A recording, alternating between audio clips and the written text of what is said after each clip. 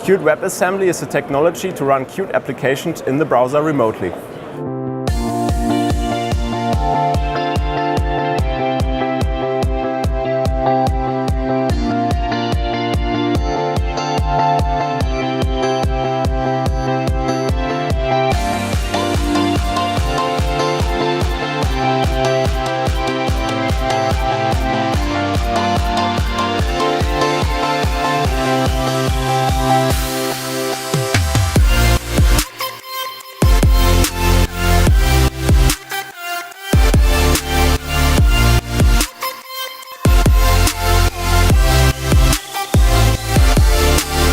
Qt WebAssembly can be used for distributed SCADA system, building management system, or running Qt applications in the cloud.